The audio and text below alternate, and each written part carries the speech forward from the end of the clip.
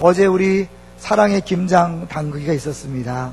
우리 금요일날 절임 배추가 왔고요. 어제 일찍부터 선미들이 수고하셔서 김장 잘 담그고 또 배달하는 일도 큰 일이었습니다. 10kg씩 되는 10리터씩이죠. 10리터씩 되는 것을 배달을 하고 애를 쓰셨습니다. 또 추수감사절을 맞이해서 그게 한다는 게 너무 감사했어요. 왜냐 하나님 우리에게 복 주시는 이유는 우리만 누리는 것이 아니라 함께 더불어 누리게 하시려고 주신 것이기 때문에 우리가 감사하는 날 이렇게 나눈다는 자체가 너무 행복하고 좋았습니다. 수고하신 모든 분들에게 다시 한 번 더 감사를 드립니다. 어제 또 많은 일이 있었죠. 중등부 문학의 밤이 있었는데 참 교사들이 애를 많이 쓰는 모습이 보여주더라고요. 라이트 장상볼 연주한다고 며칠씩 밤마다 연습하는 걸 보면서 감사했고요. 또 예산심의위원회가 또 밤늦게 12시가 넘도록 그렇게 수고하는 것들을 보면서 감사했습니다. 오늘 아시겠지만 앞에 이렇게 꾸미는 일도 쉬운 일이 아니잖아요. 이런 것들을 기쁨으로 즐거움으로 잘 감당해주는 분들이 있어서 우리 교회가 이렇게 든든히 설 수 있습니다. 그분들의 수고를 좀 기억해 줬으면 좋겠고요. 저는 우리 모든 성도들이 다 한 가지 이상씩 섬기는 그런 교회가 됐으면 좋겠어요. 주님이 원하시는 교회고 제가 꿈꾸는 교회입니다. 한 분도 빠짐없이 자기 은사에 맞도록 수고하셔서 서로를 볼 때 행복한 그런 교회가 됐으면 좋겠습니다. 마지막 세 번째로는요, 개인적인 감사인데요. 저도 100가지 감사를 한번 적어봤습니다. 매년 하는 일인데 올해는 여러분 주의 있게 보신 분들은 홈페이지에 가보시면 우리 부교육자들이 다 100가지 감사 제목을 올린 것을 볼 수 있을 것입니다. 왜 했는지 아시죠? 우리가 이제 먼저 모범을 보였기 때문에 성도들도 기회 되시는 대로 100가지 감사 제목을 적어보시고 괜찮으시면 또 한 번씩 홈페이지에 올려서 함께 나누셨으면 좋겠습니다.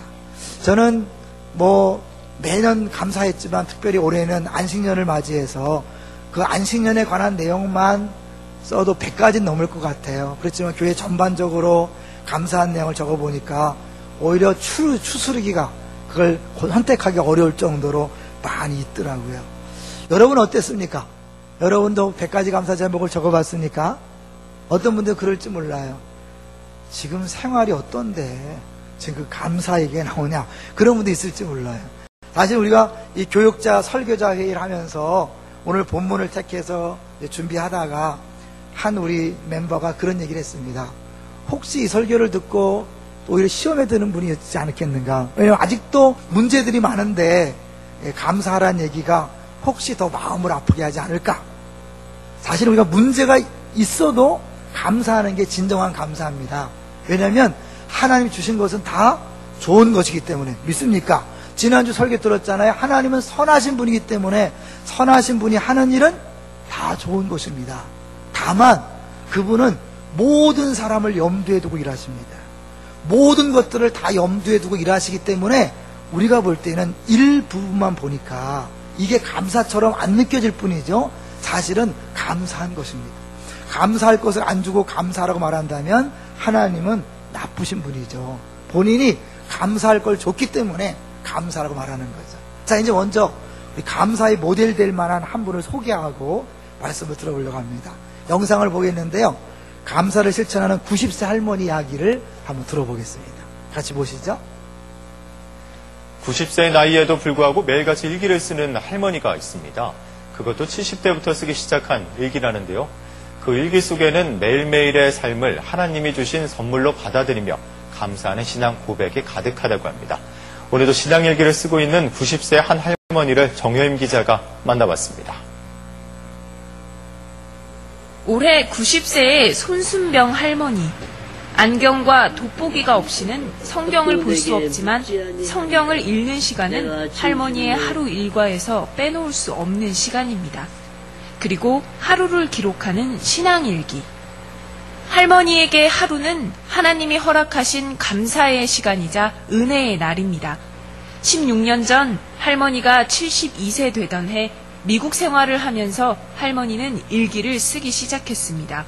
타국 생활의 외로움과 어려움을 일기로 달랜 이유도 있었지만 쓰면 쓸수록 하나님과 대화할 수 있어 너무나 감사했던 것입니다. 일하면서도 하나님 뭐 이러네요, 감사네요, 이렇게 이제 하나님하고 대화하는 거예요. 대화하면서 사는 거예요. 그게 일기도 그렇게. 그렇게 감사를 담은 일기는 수십 권이 됐고 자연스럽게 성경 필사도 3차례나 기록하게 됐습니다. 이런 할머니의 일기를 가족들은 책으로 엮었습니다. 할머니의 일기가 곧 살아계신 하나님을 증거하는 신앙 고백이었기 때문입니다. 특히 할머니에게는 매일 빼놓지 않는 기도와 일기 내용이 있습니다. 그래서 계속 이제 그 기도를 하죠. 하나님 산진이 되게 해달라고 늘 기도하고, 그 가려울까봐 항상 그게 걱정이고 조심하고 그냥 그렇게 사는 거예요, 여태. 하나님의 영광을 가리지 않는 산 증인이 되게 해달라고 매일같이 간구하는 90세 할머니의 기도와 삶은 참 그리스도인의 자세가 무엇인지 우리에게 많은 것을 일깨워줍니다. CBS 뉴스 정효임입니다. 저는 영상을 보면서 하나님이 저 할머니를 얼마나 좋아하실까, 사랑하실까, 그런 생각을 해봤어요. 왜냐하면 책 중에 사랑의 언어 5가지라는 책이 있는 거 아시죠?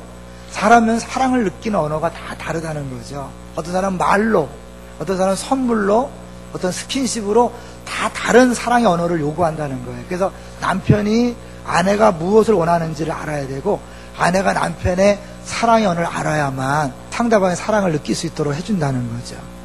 저는 그걸 보면서 하나님에게 있어 사랑의 언어는 뭘까? 감사라는 생각이 들었어요. 하나님이 가장 기뻐하시고 원하시는 우리에게 사랑을 느끼는 언어는 바로 감사가 아닐까. 사람들에게 최고의 사랑의 언어는 용서라면 하나님에게 최고의 사랑의 언어는 감사인 거죠. 하나님은 감사하는 자를 기뻐하고 오죽했으면 우리에게 범사에 감사하라 그렇게 얘기했을 거예요. 근데 범사에 감사라고 하는거는 또 갑자기 추수감사절은 뭔가, 범사에 감사하면 됐지 왜 따로 띄어서 하는가? 왜 그랬을까 생각해 보면, 아니 우리는 감사할 수 없는 존재들이, 아담과 하와 이후로 감사보다는 불평과 원망이 익숙한 존재들이. 동의하시나요? 우리 안에 죄성은 끊임없이 불평과 원망하게 되고 아무리 주어도 만족하지 못하는 게 인간이에요. 그래서 사실은 감사하려면 믿음이 있어야 합니다. 어떤 믿음이죠? 하나님이 선하시고 나는 잘 모르지만 선하신 하나님이 주신 것은 다 좋은 것이다라고 생각해야 돼요. 그래서 늘 얘기하는 것처럼 감사라는 thank는 생각하다는 think와 연결되어 있다고 얘기하잖아요. 그러니까 저절로 사이다 뚜껑을 딱 땄을 때 거품이 팍 올라오는 것처럼 그렇게 감사가 저절로 나오지 않습니다. 절대로요. 우리가 생각하고 하나님께서 하신 일을 기억할 때 감사가 나오는 거죠. 오늘 한번 본문을 보겠습니다. 오늘 본문, 이 감사라는 단어를 보면서요, 12절, 7장 12절 시작. 사무엘이 돌을 취하여 미스바와 센 사이에 세워 이르되 여호와께서 여기까지 우리를 도우셨다 하고 그 이름을 에벤에셀이라 하니라. 사실 20년 전에 에벤에셀이라는 지역에서 전쟁에 패한 기억이 있어요. 똑같은 내용은 아니에요. 잠깐 재밌게 한번 볼까요? 4장을 한번 가보세요. 4장에 보면 4장 2절 1절을 보시면 에벤에셀 지명이 나와요. 사무엘의 말이 온 이스라엘 전파되니라.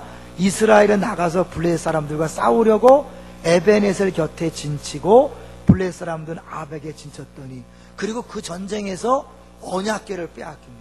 하나님의 임재의 상징인 언약궤를 빼앗겼다는 건 뭐예요? 이제 하나님이 안 계신 것처럼 느껴지는 거예요. 그리고 20년 동안을 블레셋에 계속 핍박을 당하고 어려움을 당하다가 사무엘 때 이제 조금 이제 사무엘이 디소자가 되면서부터 좀 이렇게 나아졌어요. 사무엘이 회개해라, 우상을 제거해라. 그래서 이제 그들이 모여서 막 기도하는데 블레셋이 또 쳐들어왔죠. 늘 하던 식대로 쳐들어왔을 때 하나님이 그들을 패하게 했죠. 한번 10절 볼까요? 7장 10절 10절 11절 시작. 사무엘이 번제를 드릴 때에 블레셋 사람이 이스라엘과 싸우려고 가까이 오매 그날에 여호와께서 블레셋 사람에게 우레를 바라여 그들을 어지럽게 하시니 그들이 이스라엘 앞에 패한지라. 잘 보세요. 이스라엘 싸워서 이긴 게 아니에요. 하나님이 우레를 바라서 자기들끼리 막 어지러워서 그들이 진 거죠. 그리고 이제 그 혼비백산한 그들을 11절 시작. 이스라엘 사람들이 미스바에서 나가서 블레셋 사람들을 추격하여 백갈 아래에 이르기까지 쳤더라. 엄청난 승리죠. 그러나 승리는 했지만 모든 문제가 다 사라진 게 아니에요. 여전히 블레셋은요 강한 나라로 있었고 아모리가 늘 옆에서 위협하는 존재로 있었어요. 그래서 13절 14절 좀 이따 보겠지만 이 블레셋이 굴복했다, 막아줬다, 이런 건 뭐예요? 끊임없이 블레셋이 침공했다는 것을 염두에 두는 거죠. 그러니까 결국 문제가 다 사라진 게 아니에요. 우리가요 신앙생활 하면서 감사하지 못하는 일을 가만히 보면요, 하나님이 많은 걸 줬지만 지금 내 삶에 불편을 주는 그 몇 가지들 때문에 이게 보이지 않는 거예요. 그리고 이것만 보고 불평하고 원망하는 거예요. 근데 따지고 보면 이 불평하고 원망하는 것도 하나님이 주신 것이니까 결국 좋은 거예요. 다만 우리가 일부를 보고 있기 때문이죠. 전부를 다 본다면 아 그래서 주셨구나라고 이야기되는 거죠. 제가 어느 날 천지창조에 대해서 묵상을 했어요. 근데 여러분 아시겠지만 빛이 있으라 하셨고 낮과 밤으로 나눴어요. 하나님 말씀으로 창조했기 때문에 오래 걸렸을까요? 금방 했을까요? 금방 할 수 있잖아요. 근데 뭐예요? 그게 하루 종일 걸렸다 그래요. 저녁이 되고 아침이 되니 첫째 날이니라. 두 번째 궁창을 위아래 나눠서 하늘과 땅을 만들었는데 그것도 하루가 걸렸어요. 그냥 한마디면 될 텐데 하나님 왜 하루가 걸리도록 했을까? 하나님 하신 일이 그런 거죠. 간단히 할 수 있지만 하나님은 그 가운데 뭔가 있는 거예요. 저희가 그 창조과학 탐사를 갔을 때 그랜드 캐년에 갔는데 이 진화론자들이 절대로 부인할 수 없는 흔적들이 있는 거예요. 왜냐하면 이 층층별로 화석이 있는데 화석이 전혀 없는 지역이 있어요. 근데 굉장히 이렇게 뭔가 물이 지나간 것처럼 보여요. 그거는 진화론들이 설명이 안 돼.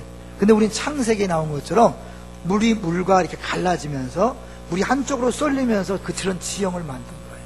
창조의 내용으로만 설명이 가능한. 하나님은 그냥 단순히 땅, 바다 갈라진 게 아니라 그 가운데서도 어마어마한 일을 하고 계시는 거예요. 우리는 내 문제를 해결해주고 그냥 한 방에 막 뚝딱뚝딱 해서 막 푹푹이 쏟아지기 원하지만 하나님은 그렇게 일하지 않아요. 모든 사람을 염두에 둔다니까요. 모든 세계를 염두에 두고 모든 역사를 염두에 두고 일하시기 때문에 우리의 좁은 소견으로 다 이해가 안 되는 거예요. 그러나 분명히 하나님 하셨기 때문에 좋은 거죠. 자, 그렇기 때문에 우리가요, 내가 눈에 보이는 문제가 남아있다 그래서 감사하지 않을 수 없는 거예요. 여전히 이스라엘 백성들이 문제가 남아있지만 여기까지 도우신 하나님 앞에 돌멩이 에베네셀, 도움의 돌을 세우고 감사를 드린 것처럼 우리 안에 문제는 여전히 있지만 지금까지 도우신 것에 대하여 감사하는 게 필요하다는 거죠. 범사에 감사하지만 해야 되지만 감사를 못하니까 하나님이 매듭을 져주는 거예요. 6개월에 한 번 맥주 감사주일, 추수 감사주일 해서 그동안 감사하지 못했던 것도 다시 멈춰서서 내 하나님이 너한테 베푸신 것을 기억하고 감사한 다음에 다시 시작하라고 기회를 주는 하나님의 놀라운 배려죠.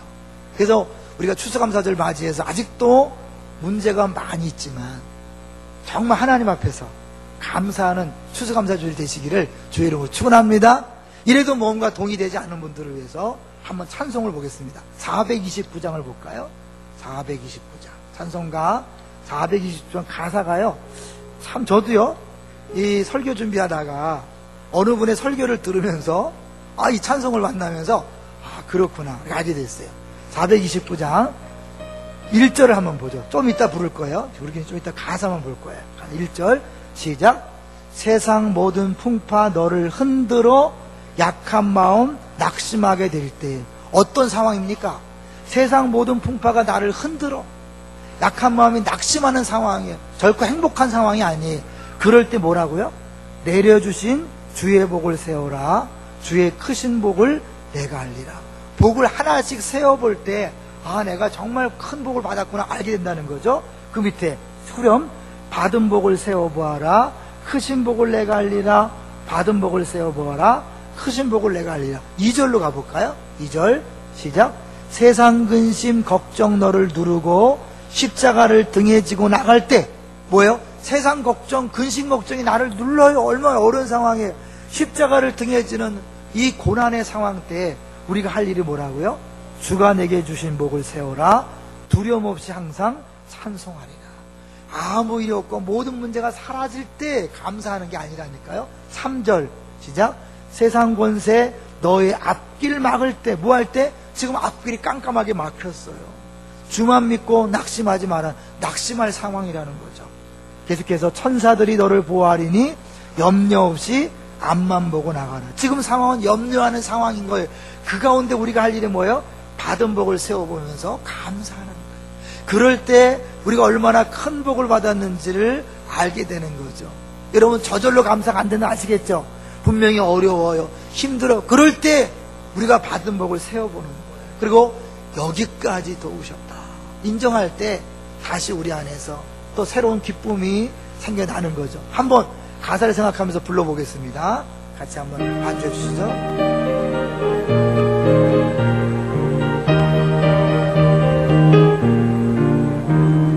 세상 모든 풍파 너를 흔들어 약한 마음 낙심하게 될 때에 내려주신 주의 복을 세여라. 주의 크신 복을 내가 알리라. 받은 복을 세여 보아라. 크신 복을 내가 알리라. 받은 복을 세여 보아라. 주의 크신 복을 내가 알리. 세상 근심 걱정 너를 누르고 십자가를 등에 지고 나갈 때 주가 내게 주신 복을 세여라. 두려움 없이 항상 찬송하리라.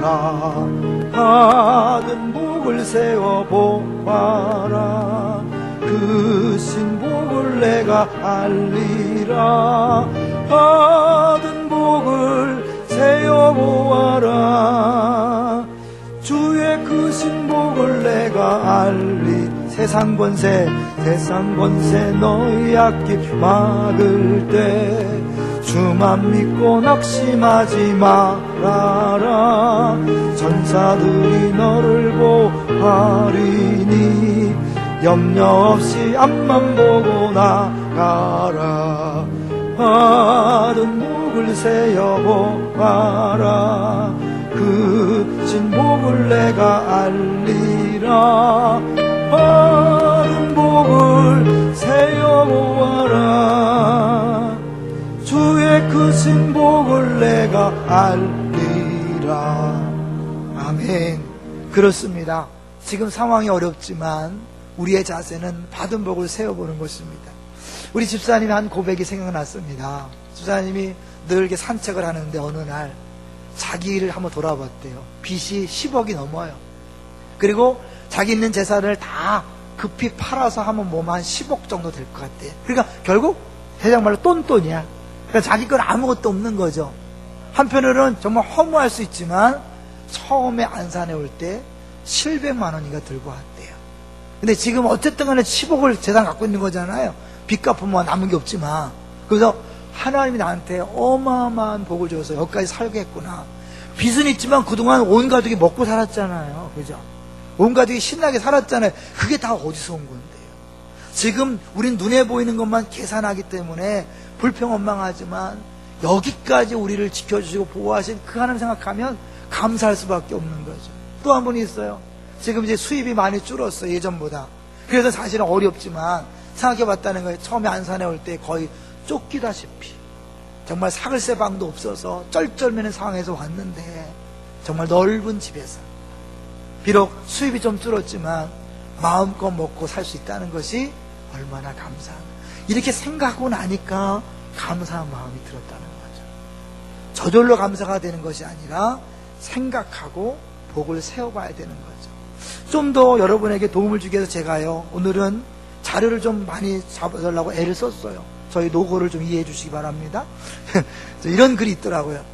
지금 당신의 집에 전기가 들어온다면 세상에 전기 혜택 없이 사는 20억이 넘는 사람들보다 감사하다. 20억. 집에 식수시설이 되어 있다면 그렇지 못해 아무 물이나 마시는 10억이 넘는 사람들보다 감사할 이유가 있는 사람이다. 하루 1,000원, 1,000원 이상으로 생활하고 있다면 1,000원 미만으로 살고 있는 12억 명의 사람들보다 감사하다. 하루 한 끼라도 따뜻한 음식을 먹을 수 있다면 8억 명의 영양실조로 고통받는 사람들보다 감사할 이유가 있는 사람이다.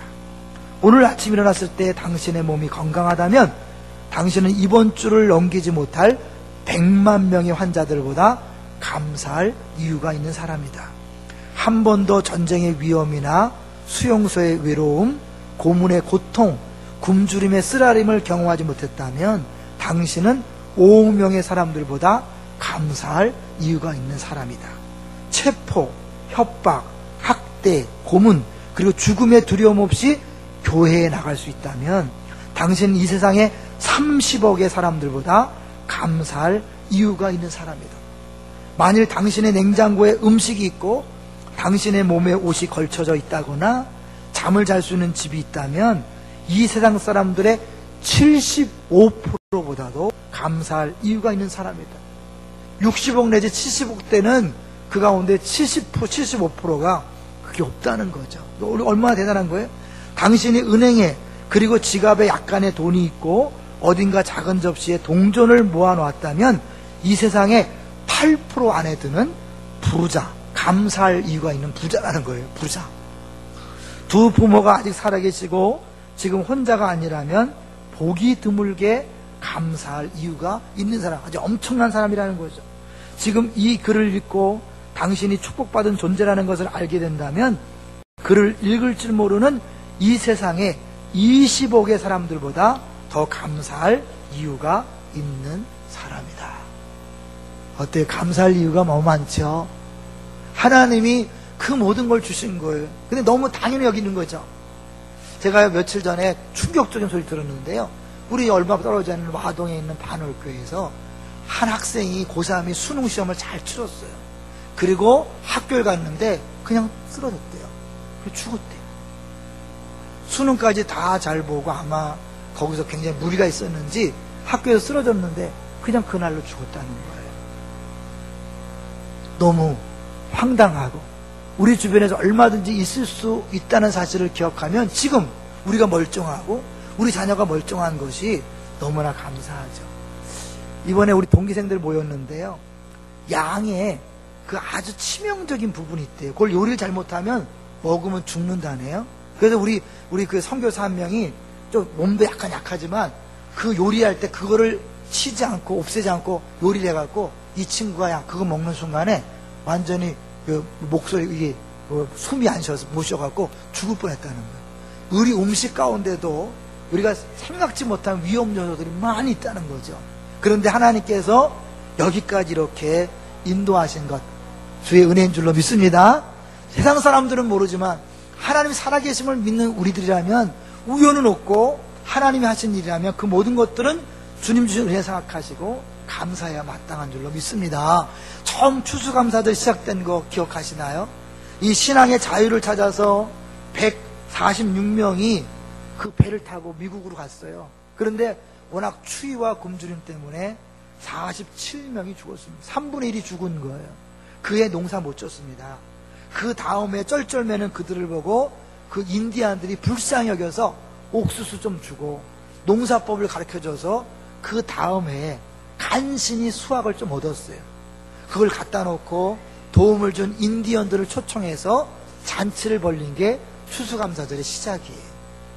우리나라는 1904년도에 추수감사절을 처음 했어요. 일제 이제 침략해서 거의 막 피폐한 때. 그럴 때 무슨 감사할 일이 있었겠어요. 근데 그때 추수감사절을 시작했습니다. 이 모든 것들은 뭘 얘기해 줍니까? 지금 내 상황이 어렵고 힘들다고 그래서 감사를 못하는 게 아니라 그럼에도 불구하고 감사하는 것이 당연하다는 것을 우리에게 보여주고 있는 거죠. 오늘 이스라엘 백성이 돌을 세우고 에벤에서 했을 때 그들의 모든 문제가 사라진 것이 아니고 여전히 문제가 많이 있지만 그럼에도 불구하고 사무엘이 그렇게 했다는 것은 우리도 그렇게 된다는 것을 보여주고 있는 것입니다. 중요한 것은요, 그랬을 때 오는 결과예요. 왜 하나님이 우리에게 이렇게 감사하라고 하는가? 그 결과가 13절에 나옵니다. 13절 볼까요? 13절 읽어보죠. 시작. 이에 블레셋 사람들이 굴복하여 다시는 이스라엘 지역 안에 들어오지 못하였으며 여호와의 손이 사무엘이 사는 날 동안에 블레셋 사람을 막으심에, 이해란 뜻이 뭘까요? 12절의 결과로 13절, 14절의 일이 이루어졌다는 거예요. 그러니까 12절에 하나님의 은혜를 인정하고 고백했더니 그 결과로 하나님이 무슨 복을 줬냐면, 보세요. 블레셋 사람들이 뭐 했다고요? 굴복했다. 계속 끊임없이 침략을 시도하는, 왜냐하면 20년 전에 대승을 거두고요, 그리고 20년 동안 이스라엘 백성은 꼼짝 못하고 있었어요. 하나의 은혜로 한 번 전쟁에 승리한 거거든요. 그 블레셋이 가만히 있겠으니까. 한 번 졌지만 그들은 계속해서 쳐들어오려고 그랬을 거예요. 그런데 하나님이 이스라엘 백성을 강하게 하고 그들을 눌렀기 때문에 그들이 더 이상 들어오지 못한 거죠. 그 다음에 또 뭘까요? 여호와의 손이 사무엘이 산 날 동안에 블레셋 사람을 막아줬다는 거예요.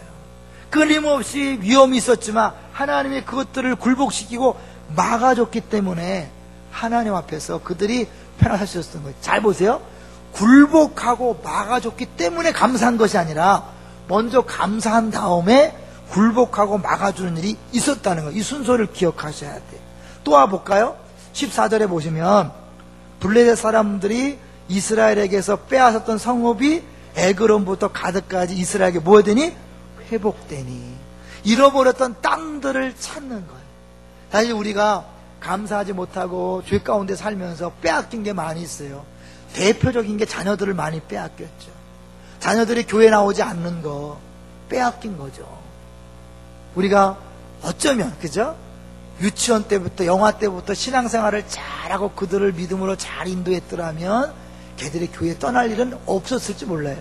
다는 아니니까 좀 이해하세요. 부모가 신앙생활 잘해도 애들이 안 할 수 있어요. 왜냐하면 이스라엘 역사를 보면 부모가 좀 믿음 좋은 왕이었지만 악한 왕이 나올 수 있으니까 다는 아니니까 시험 들지 마세요. 그러나 대부분의 경우 자녀들이 신앙생활을 하지 않는 이유는 부모가 중간에 시험 들어서 헤맸든지 정말 중요할 때 신앙으로 훈련시키지 않았기 때문에 안 나오는 경우가 많아요. 괜찮아요. 그런 것들을 회복시켜준다는 거죠. 때로는 우리가 죄악으로 인하여 물질을 많이 잃어버릴 수 있어요. 하나님이 그것도 회복시켜준다는 거죠. 건강을요, 내 마음대로 살다가 잃어버릴 수 있어요. 그것도 하나님이 회복시켜준다고 오늘 본문에서 약속하고 있는 거예요. 근데 중요한 것은 그냥 회복시켜주는 게 아니라는 거죠. 여기 보니까 에베네셀, 도움의 돌을 하나님 앞에 고백하고 세웠을 때 이런 일이 벌어졌다는 거예요. 욥을 아시죠? 욥은요, 잘못 때문에 고난이 온 사람이 아닙니다. 너무 하나님이 믿었기 때문에 자신만만했고 사단이 그걸 시기질투하고, 그래서 어때요? 욥이 복받았기 때문에 저러지 다 뺏어가면 저주할 겁니다. 하나님 너무 믿었어요. 너 해봐. 난 자신 있어. 그래갖고 하나님께서 여기까지만, 재산만, 그다음에 자녀만, 목숨은 건드지 말라고 경계를 정했죠. 결국 다 날라갔어요. 재산 다 날라가고 애들 다 죽었어요. 이런 비참한 인생이 어디 있어요? 근데 그거 더 어려운 거는 그때 이 친구들이 찾아와서 위로는 못해만 주며 와서 이상한 소리 하는 거잖아요. 너 분명히 죄를 졌기 때문에 이럴 것이다. 하나님이 죄를 안 졌다면 이런 일이 없을 거야. 그냥 막 긁는 거죠. 상처에다 소금을 뿌리는 거예요. 교회에서 다시 말씀드리지만 절대 옆에서 이렇쿵저렇쿵 말하지 마세요. 정말 힘든 사람이 있으면 그냥 손을 잡아주세요. 그리고 같이 울어주세요. 기도만 하세요. 똑똑한 척하고 말하지 마세요. 그게 그 사람을 죽이는 거예요. 이 친구들이 욥을 막 죽이는 거예요. 얼마나 마음이 괴롭겠어요. 하나님 앞에 막 하소연하죠. 이유는 알려고 해주십시오. 내가 절대 불평하지 않을 테니까 이유를 알게 해주십시오. 답을 안 해줘요. 근데 마지막에 하나님이 욥을 언제 회복시켜주죠? 친구들을 위하여 기도하며. 뭘 기도했을까요? 그들을 용서하고 그들을 축복하며 하나님 앞에서 어쩌면 감사의 기도를 했겠죠. 그랬을 때 하나님께서 회복시켜줬다고 욥기 42장 10절에 나와 있습니다. 42장 10절. 아무 죄가 없이 빼앗겼던 그 모든 것들도 언제 회복시켜줬다고요? 하나님 앞에 친구들을 위하여 기도할 때 하나님이 그 이후에 회복시켜줬다면 우리들이 죄로 말미암아 빼앗긴 많은 것들 언제 회복시켜줄까? 그냥 회복시켜주면 안 되잖아요. 하나님 앞에서 여기까지 우리를 도우셨다고 인정하고 고백하고 감사의 그런 하나님 앞에 반응을 보일 때 하나님이 그런 역사를 이루어 준다는 거죠. 정말 그럴까? 우리는 힘써 여호와를 아는 기간이잖아요. 하나님이 어떤 분인가를 알아야 돼요. 예수님을 통해 알 수 있는데 예수님이 10명의 문둥병자를 고쳐줬잖아요. 그랬는데 9명은 신나서 다 지 맘대로 갔지만 한 명은 낫는 것을 발견한 순간 다시 예수님 앞에 와서 감사를 고백했어요. 그럴 때 예수님이 이런 말을 했죠. 누가복음 17장 17절에 보니까 예수께서 대답하여 이르시되 10사람이 다 깨끗함을 받지 아니하였느냐? 그 9은 어디 있느냐? 주님이 찾으신다니까. 감사로 오기를 기다린다니까요. 감사로 온 그 사람이 뭐라고 얘기냐면 이 이방인 외에는 하나님께 영광을 돌리러 돌아온 자가 없느냐 하시고 그에게 이르시되 일어나 가라 내 믿음이 너를 구원하였느니라 하시더라. 감사가 믿음이라고 얘기하는 거죠. 그리고 그는 그냥 감사로 왔는데 하나님이 전혀 예상하지 못했던 구원이라는 엄청난 선물을 보너스로 준 거예요. 모든 사람 10명이 다 고침을 받았어요. 그러나 그 가운데 감사를 고백한 그 한 명에게만 구원이라는 엄청난 복이 주어졌다는 사실을 우리가 기억해야 합니다. 우리에게 하나님은 기본적으로 필요한 것들을 주셔요. 그런데 그 가운데서 감사로 고백하는 사람, 에베넷을 고백하는 사람에게는 이 이스라엘 백성이 블레셋에 빼앗겼던 모든 것들을 회복시켜 주신 것처럼 우리가 빼앗겼던 것들을 얼마든지 회복시켜 주신 은혜의 역사가 있을 줄로 믿습니다. 하나 더 볼까요? 14절 뒷부분을 보니까 또 이스라엘과 아모리 사람 사이에 평화가 있었더라. 평화는 샬롬이에요. 샬롬. 샬롬이란 뜻을 2단계 식구들은 금방 배웠죠. 뭐예요? 하나님의 뜻이 우리 안에서 이루어질 때 나타나는 부족함이 없는 상태. 단순히 남북처럼 그냥 휴전태가 아닌 거예요. 평화가 있었다는 건 뭐예요? 서로서로가 행복한 관계예요. 부족함이 없는 만족한 관계예요. 원수로 있었던 그 적을 어떻게 이렇게 바꿔놨을까요? 누가 하는 거예요? 하나님이 하시는 거예요. 잠언 한번 찾아볼까요? 잠언 16장 한번 가볼까요? 잠언 16장. 시편 다음에 잠언 찾기 쉬워요. 중간쯤 비면 시편, 그 다음에 잠언 16장 7절. 7절 같이 읽어보겠습니다. 시작. 사람의 행위가 여호와를 기쁘시게 하면 그 사람의 원수라도 그와 더불어 화목하게 하시느니라. 누구라도 원수라도 화목하게. 언제요? 사람의 행위가 여호와를 기쁘시게 하면. 하나님이 뭘 가장 기뻐하신다고요? 감사. 내게 주어진 것을 감사하는 것은 뭐야? 하나님을 하나님으로 인정하는 거예요. 당신은 실수하지 않는 분입니다. 당신은 선하신 분입니다. 비록 내가 이해는 못할지라도 하나님이 하시는 일은 다 옳습니다. 감사하는 자에게 원수도 화목하게 하시는 거예요. 여러분을 힘들게 하는 사람이 주변에 있어요. 관계가 깨어져서 내가 아무리 풀려고 해도 안 풀어지는 사람이 있어요. 또 어떤 사람은 자기가 원하지 않은 자꾸 관계가 깨어져 자기도 모르게. 어떻게 될까요? 여러분이 돈을 드릴 필요 없어요. 선물을 사다 줄 필요 없어요. 뭐 하죠?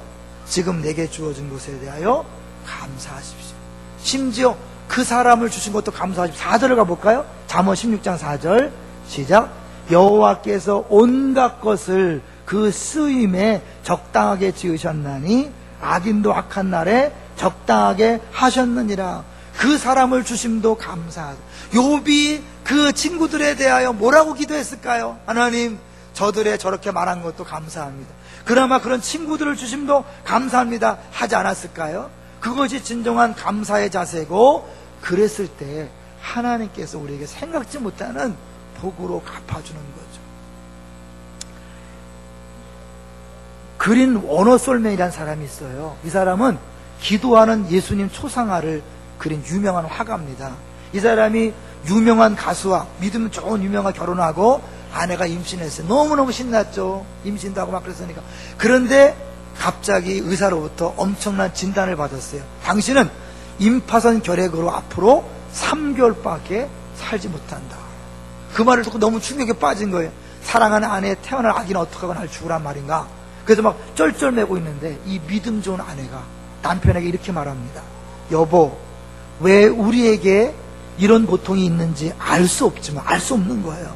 여기에도 우리를 향하신 하나님의 선하신 뜻이 있음을 믿고 겨우 3개월밖에 못 산다고 생각하지 말고 하나님께서 앞으로 3개월이나 허락해 주셨다고 생각하며 감사합시다. 아무도 원망하지 맙시다. 하루도 귀한데 3개월이 얼마나 귀해요? 천금 같은 그 기간을 가장 멋지고 아름답게 만들어요. 앞으로 3개월이나 허락하신 하나님께 감사합시다. 그 말을 듣고 처음엔 수긍하지 않았지만 곰곰이 생각했어요. 지금 이 상황에 불평 없애봐야 더 악화만 되고 시간 허비하는 거죠. 오히려 감사를 결단했어요. 그리고 그림을 그리기 시작했습니다. 그게 바로 기도하는 예수님 초상화예요. 그런데 그 그림을 그리면 딴 데와 다르게 줄 하나 그릴 때마다 감사합니다. 감사합니다. 그러면서 심혈을 기울여서 그림을 그렸어요. 3개월이 지났어요. 의사가 말한 3개월이 지났기 때문에 죽어야 되는데 이상하게 몸이 더 건강해져서 이상하다 싶어 다시 병원을 갔어요. 진찰을 했는데 완전히 깨끗이 낫다는 거예요. 의사가 놀라서 물었답니다. 도대체 3개월 동안 무슨 약을 먹었기에 이렇게 건강해졌냐? 그랬더니 이분이 말하기를 다른 약은 먹은 것이 없고 굳이 약이라고 한다면 내 아내가 주는 감사하는 약을 먹었다. 그랬더니 의사가 박수를 치면서 그게 바로 최고의 명약입니다. 감사는 최고의 항암제요, 감사는 최고의 해독제요, 감사는 최고의 치료제입니다라고 말했다는 거죠. 얼마 전에 우리 교회 집사님 친정아버지가요 걸어서 병원에 들어갔어요. 환자복을 입는 순간 완전히 죽을 병에 걸렸어요. 뭔지 아시죠? 사람은요 이 마음에 달려있어요. 불평하고 원망하고 두려워하면 암도 쫙 퍼지는 거예요. 감사하면 암이 제약이 되죠. 근데 이거는 일반적인 얘기. 우리는 그 정도가 아니라요. 하나님이 기뻐하심으로 우리를 위하여 놀라운 일을 행하신다니까요. 믿습니까? 그 미국의 실업가인 스탠리 템 박사도 사실은 1976년에 척추암 3기라는 진단을 받았어요. 이제 죽게 됐다는 거예요. 근데 이분이 낫어요. 이유는 간단해요. 하나님 앞에서 감사만 열심히 했다는 거예요. 심지어 뭐예요? 나 병들어 죽게 된 것도 감사합니다. 죽는 것도 감사합니다. 살려주셔서 감사하고 죽여주셔도 감사합니다. 그렇게 감사만 했다는 거예요. 신기하게 암이 깨끗이 사라졌다는 것입니다. 여러분 말로 할 수 없는 거죠? 이해할 수 없는 기적은 누가 행하시는 것입니까? 하나님이 행하시는 것입니다. 지금 어렵죠? 힘들죠? 앞이 깜깜하고 사방이 막혔죠? 감사하십시오. 더 감사하십시오. 하나님의 기적이 나타날 줄로 믿습니다. 장미꽃이 하나님께 원망했대요. 왜 가시를 주셔서 힘들게 합니까? 그때 하나님께서 말씀하기를 야 장미꽃에 가시 준 게 아니라 가시한테 장미를 준 거야. 거꾸로 알고 있다고 얘기한 거죠. 고난이 감사하다. 하나님의 섭리라는 말을 써요. 다 하나님의 섭리다. 그 뜻은요. 프로비전. 프로는 앞으로의 뜻이고 비전은 비디오잖아요. 앞을 본다. 하나님의 섭리라는 말은 뭐냐면 하나님이 모든 것을 다 보고 하나님이 하나씩 해간다는 거예요. 지금은 안 보여요. 여러분 바둑을 더 보시면 알겠지만 바둑의 고수는요. 지금 한 점을 두면서 마지막 개수했을 때 몇 점이 남는지를 알아요. 그 판세를 다 읽고 두는 거예요. 아시죠? 들어봤어요?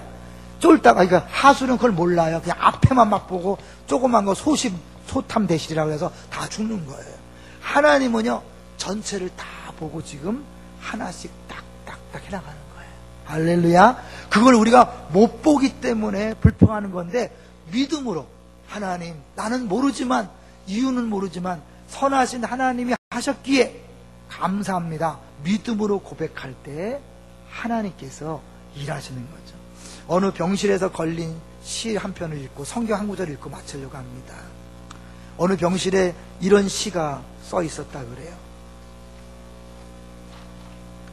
주님 때때로 병들게 하심을 감사합니다. 인간의 약함을 깨닫게 해주시기 때문입니다. 가끔 고독의 수렁에 내던져 주심도 감사합니다. 그것은 주님과 가까워지는 기회이기 때문입니다.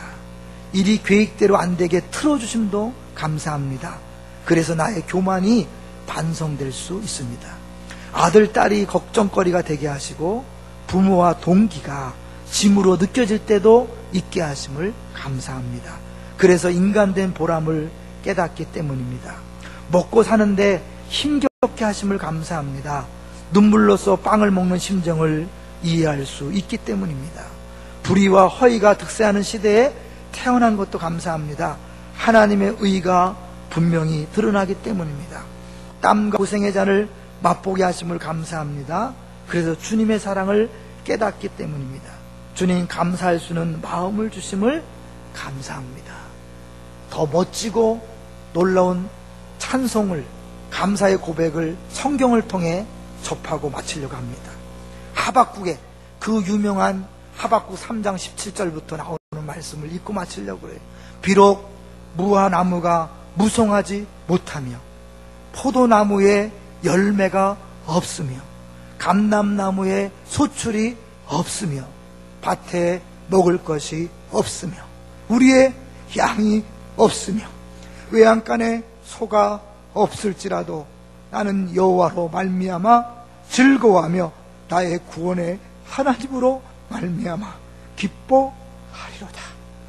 못하며 없으며 하나님을 믿기 때문에, 신실하신 하나님, 선하신 하나님을 믿기 때문에 비록 우리가 다 알지 못해도 믿음으로 감사하는 사람, 하나님께 영광이요 우리의 복이 될 줄로 믿습니다. 그 감사를 회복하는 우리 모두가 되시기를 주의 이름으로 축원합니다.